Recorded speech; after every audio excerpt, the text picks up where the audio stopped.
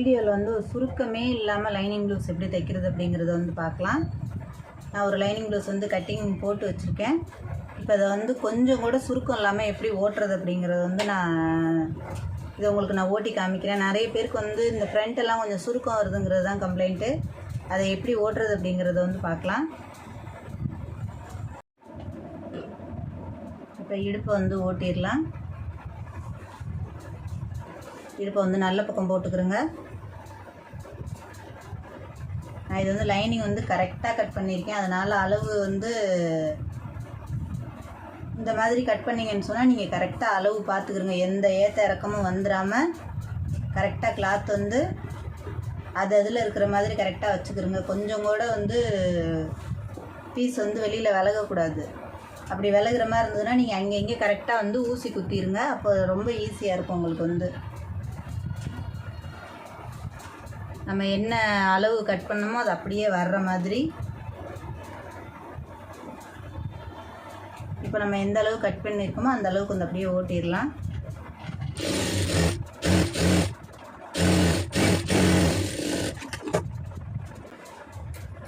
அது அப்படியே திருப்பிடுங்க. கரெக்டாக இந்த கிளாத் வந்து கீழே வர்ற மாதிரி இழுத்து விட்டுக்குருங்க. இந்த நம்ம அடிச்சிருக்க கிளாத் வந்து நல்லா திக்காக வரும். இந்த மாதிரி போட்டிங்கன்னா அதில் இழுத்து விட்டு அப்படியே ஒரு படிமான தையல் போட்டுருங்க.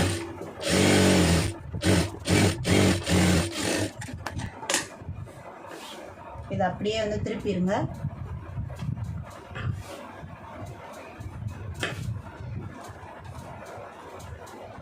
கரெக்டாக சுருக்கம் இல்லாமல் ஃபுல்லாக எடுத்து விட்டுக்குறோங்க. இப்போ இடுப்பு நம்ம எந்த அளவுக்கு 3/4 இன்ச்சு 1 இன்ச்சு தையல் போடுவோமோ அந்த அளவுக்கு வந்து போட்டுருங்க. இதில்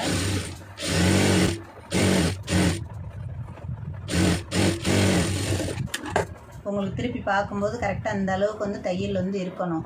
ஒரு 3/4 இன்ச்சு அளவுக்கு அந்த அளவுக்கு பார்த்துட்டு தையல் போட்டுக்கிறோங்க. இப்போ அதை சுற்றி ஓட்டிடுவோம்.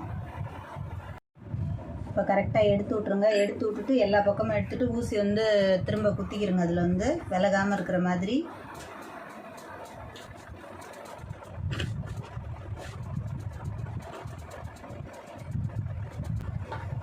உங்களுக்கு வந்து நீட்டாக வரும். முடிஞ்ச அளவுக்கு அயன் பண்ணிக்கிறங்க.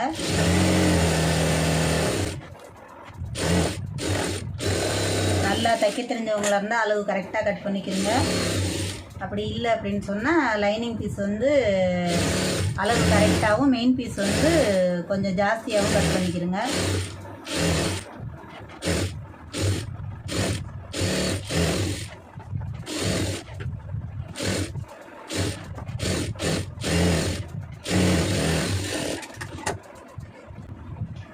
இதில் வந்து நமக்கு கரைச்சி விட்றதுக்கு வேலையே இல்லை. தைக்கும்போதே நம்ம வந்து அளவு கரெக்டாக கட் பண்ணதுனால அதனால் நமக்கு வந்து டாட் பிடிக்கிறது மாத்திரம்தான் அதில் வேலை. சென்ட்ரு பார்த்துக்கிறோங்க.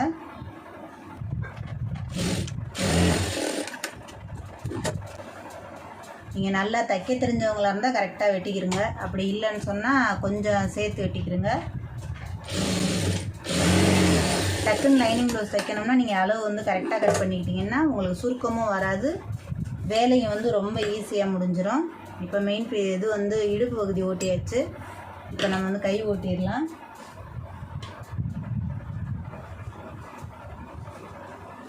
நான் வந்து எப்போவுமே கை வந்து முடிஞ்ச அளவுக்கு எம்மிங் தான் போடுவேன்.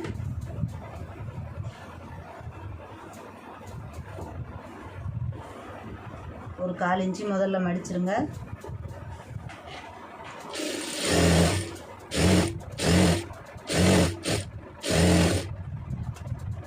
அப்போதான் பிசுறு வந்து உள்ளே போகும்.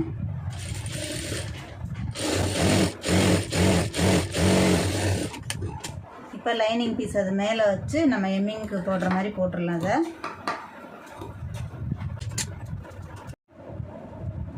இப்போ மெயின் பீஸை வந்து நல்ல பக்கத்தை கீழே போட்டுக்கிறோங்க. லைனிங்க்கு வந்து நீங்கள் எம்மிங் போட்டிங்கன்னா கையில் வந்து சுருக்கமே வராது. இதை அப்படியே கரெக்டாக மடிச்சு விட்ருங்க ஓட்டு தையல் போடுறதுக்கு.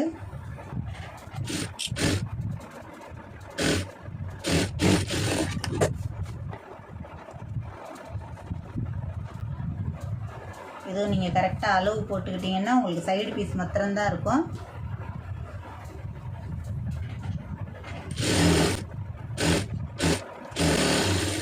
மாதிரி நீங்கள் லைனிங் பீஸ் வச்சிங்கன்னா ரொம்ப ஈஸியாக தைச்சிடலாம். நமக்கு வந்து கரைச்சி விட்றதுக்கு வந்து அதுவே ஒரு 10 நிமிஷம் ஆயிரும்.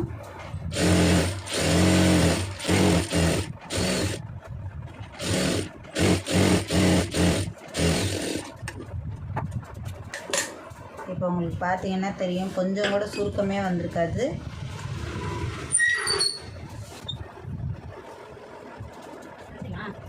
இப்போ கையும் வந்து சுருக்கம் இல்லாமல் ஓட்டியாச்சு. இப்போ முன்பாக வந்து ஓட்டிடுவோம். கரெக்டாக அளவு பார்த்து அது அதில் கரெக்டாக எடுத்து வச்சுருங்க.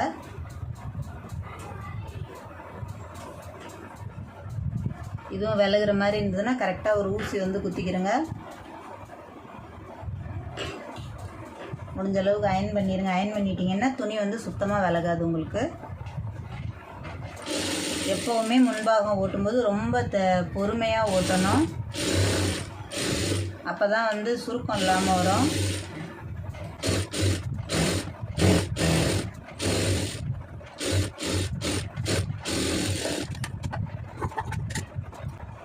அந்த மாதிரி ஓட்டிட்டிங்கன்னா உங்களுக்கு சுருக்கமும் வராது. அளவு கரெக்டாக கட் பண்ணி ஓட்டுனீங்கன்னா.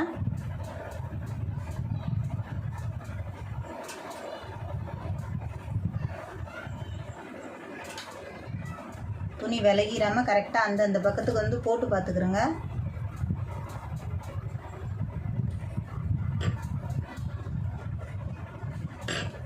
நீங்கள் கட் பண்ணும்போது கட் பண்ணிவிட்டு கரெக்டாக அயன் பாக்ஸை வச்சு அதில் லைட்டாக வந்து அயன் பண்ணிட்டு தைச்சிங்கன்னு சொன்னால் உங்களுக்கு துணி சுத்தமாக விலகாது. உங்களுக்கு இன்னும் ரொம்ப ஈஸியாக வேலை முடிஞ்சிடும்.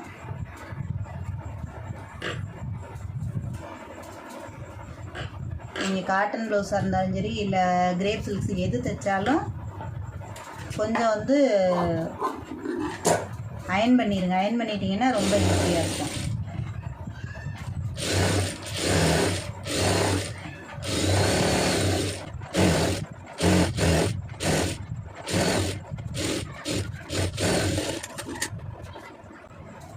இப்போ ரெண்டும் வந்து பாருங்கள் சுருக்கம் இல்லாமல் நீட்டாக ஊட்டியிருக்கோம். இப்போ அதுக்கு உள்ள பட்டி வந்து அடிச்சிடலாம்.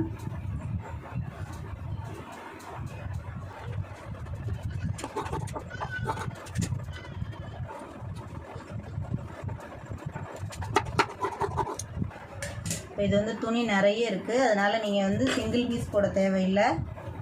இதில் வந்து 2 பீஸே போட்டுக்கலாம். நீங்கள் எந்த நெட்டில் போட்டாலுமே உள்ளர ஒரு பீஸ் போட்டுக்கிறோங்க. இது அப்படியே சென்ட்ரு ஒரு பீஸ் போட்டுக்கிறோங்க. உங்களுக்கு தேவையான அளவுக்கு மாத்திரம் அப்படியே அந்த அளவுக்கு மாத்திரம் மடிச்சுக்கிறோங்க. இப்போ இந்த அகலம் வந்து ரொம்ப தேவையில்லை.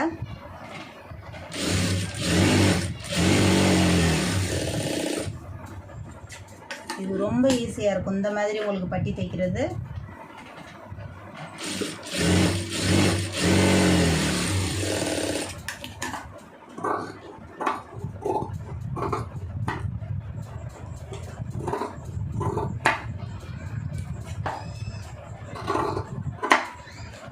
பாருங்க, ஒரு வேளையில் நமக்கு வந்து எவ்வளோ ஈஸியாக முடிஞ்சிருச்சுன்னு.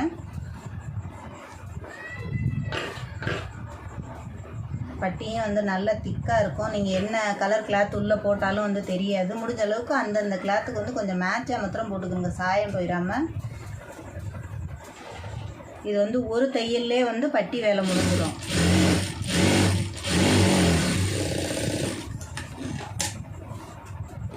இப்போ கரெக்டாக அந்த அளவு போட்டுக்கிறோங்க, முதல்ல தைச்ச அளவை.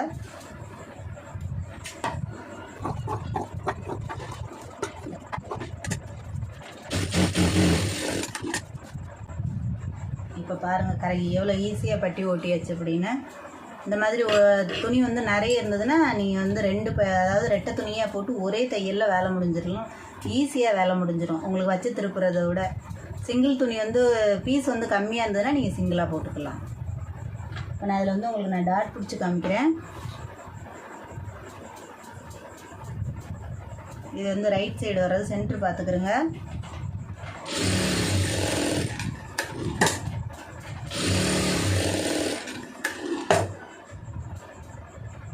நமக்கு வந்து கரைச்சி விட்ற வேலை இல்லைங்க. ஓட்டுன உடனே 10 நிமிஷம் கூட ஆகாது. கரெக்டாக நீங்கள் நல்லா தெரிஞ்சவங்களாக இருந்தால் சுற்றி ஓட்டுறதுக்கு 5 நிமிஷத்தில் ஓட்டிடலாம்.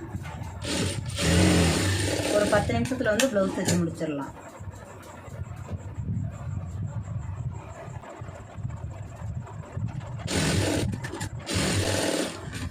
நான் டாட் எப்படி பிடிக்கிறதுங்கிறது வந்து வீடியோ போட்டிருக்கேன். இப்போ நான் இது வந்து சுற்றி ஓட்டுறதுக்காண்டி காமிச்சிட்டு அப்படியே டாட் பிடிச்சி காமிக்கிறேன்.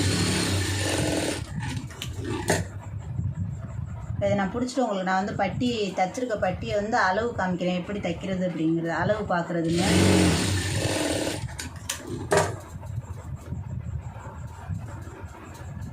இப்போ இது 2 டாட் கப் சைஸும் வந்து நமக்கு பிடிச்சாச்சு. இது ரெண்டையும் கரெக்டாக போட்டு பார்த்துக்குறோங்க.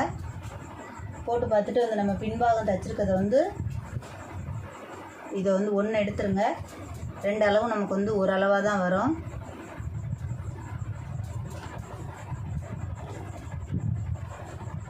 கரெக்டாக இந்த அளவுக்கு வந்து இதை வந்து போட்டு பார்த்துக்குறோங்க.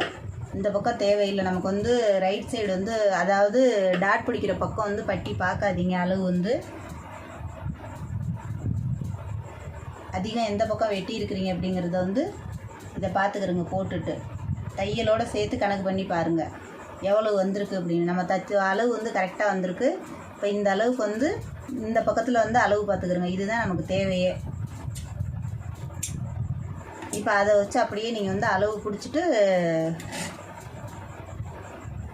நம்ம பின்பாகத்தை போட்டு பார்த்தோம்னா தெரியும். இப்போ நான் எங்கே வந்து சிசர் கட் போட்டிருக்கனோ அங்கே அதை அப்படியே ஜாயின் பண்ணிடுங்க, மேலே ஏற்றி வச்சு. இந்த ஷார்ப்பாக விடுறது வந்து இதை கீழே தள்ளி வச்சிங்கன்னா இந்த இடத்துல வந்து உங்களுக்கு அதாவது சுருக்கம் வரும். அதனால் எப்போவுமே கொஞ்சம் டாட் இந்த பட்டி வந்து ஷார்ப்பாக இருக்கிறத மேலே வச்சுக்கிறோங்க. நம்ம எங்கே சிசர் கட் போட்டிருக்கோமோ அதுலேருந்து அப்படியே ஜாயின் பண்ணுங்கள். துணி நிறைய இருக்கிற மாதிரி இருந்ததுன்னா நீங்கள் வந்து அதை கட் பண்ணி விட்டுக்கலாம்.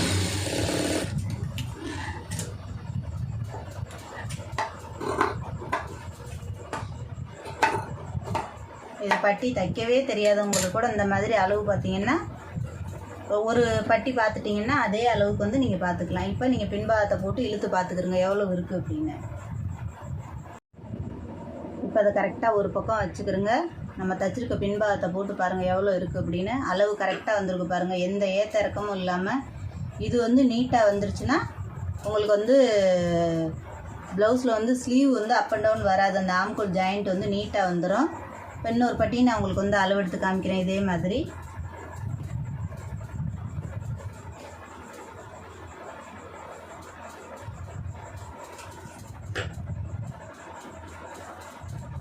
கரெக்டாக இந்த அளவு பார்த்து இதை போட்டுக்கிறோங்க. கிராஸ் கட்டிங் வந்தது, அதனால் கொஞ்சம் தான் நேர் கட்டிங்கை விட கொஞ்சம் ஓரளவுக்கு இழுத்தே கொடுக்கும். இந்த அளவு வந்து கரெக்டாக பார்த்துக்கிறோங்க. இதை வந்து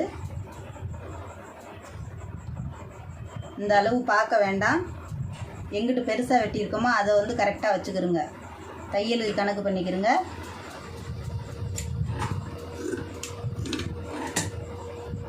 இதில் மேலே பார்க்க முடியல அப்படின்னு சொன்னால் நீங்கள் கீழே கரெக்டாக அந்த எந்த அளவுக்கு தைப்பீங்களோ அந்த அளவுக்கு அதை வச்சு பார்த்துக்கிறோங்க. பட்டியை ஓட்டிட்டு இப்போ இந்த 2 அளவும் கரெக்டாக மேலே வரைக்கும் இழுத்து பார்த்துக்கிறோங்க. இழுத்து பார்த்துக்கிட்டு இங்கே வந்து கரெக்டாக மார்க் பண்ணிடுங்க. அதே மாதிரி இந்த பக்கமும் வந்து நீங்கள் இங்கே வந்து இந்த பக்கமும் மார்க் பண்ணிடுங்க. இப்போ இதை வந்து எடுத்துருங்க. எடுத்துட்டு இப்போ இதை வந்து கரெக்டாக எந்த அளவுக்கு நீங்கள் அதை பார்த்துருக்கீங்களோ அதே அளவில் வந்து எக்ஸ்ட்ரா ரொம்ப இருக்கிற மாதிரி இருந்தால் நீங்கள் லைட்டாக வந்து கரைச்சி விட்ருங்க. இப்போ கரெக்டாக எங்கே மார்க் பண்ணியிருக்கீங்களோ அதில் வந்து வச்சுக்கிறோங்க. நம்ம இந்த பிடிச்சிருக்க டாட்டை வந்து லைட்டாக அதை வந்து மடித்து விட்ருங்க.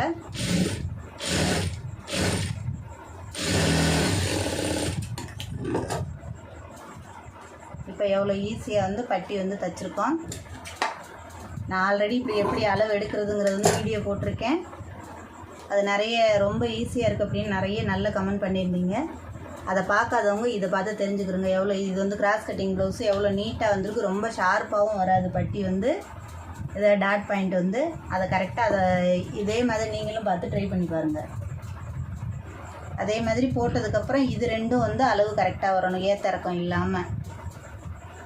இதை நீங்கள் பார்த்துட்டு தைச்சிங்கன்னா தான் இந்த இதில் வந்து இந்த பட்டி அதே மாதிரி மேல் அளவு இது ரெண்டும் கரெக்டாக வரணும். அளவு பார்த்துட்டு போட்டுக்கிறோங்க. இப்போ நம்ம ஓவர்லாக் போட்டு ப்ளவுஸ் வந்து ஃபினிஷ் பண்ணிடலாம். ஈஸியாக வேலை முடிஞ்சிடும். நீங்கள் லைனிங் சுற்றி ஓட்டுறது மாத்திரம் ப்ளவுஸ் வந்து நீட்டாக ஓட்டிட்டிங்கன்னு சொன்னால் எந்த ப்ளவுஸில் வந்து ஆல்ட்ரேஷன் வராது, சுருக்கம் வராது. இது நேர ஓட்டலை அப்படின்னு சொன்னால் இது வந்து இழுத்துக்கிட்டு இருக்கும். அதனால் முடிஞ்ச அளவுக்கு வந்து லைனிங் ஓட்டும்போது அதை மாத்திரம் கரெக்டாக பார்த்துக்கிறோங்க. பார்த்துக்கிட்டு இதே மாதிரி ட்ரை பண்ணி பாருங்கள். தச்சுட்டு தைக்கிறதோடு விடாமல் கண்டிப்பாக வந்து உங்களுக்கு வந்து யூஸ்ஃபுல்லாக இருந்ததுன்னா கமெண்ட் பண்ணுங்கள். இந்த வீடியோ பிடிச்சிருந்துச்சுன்னா லைக் பண்ணுங்கள், ஷேர் பண்ணுங்கள், மறந்துடாமல் சப்ஸ்கிரைப் பண்ணுங்கள், சேனலுக்கு சப்போர்ட் பண்ணுங்கள்.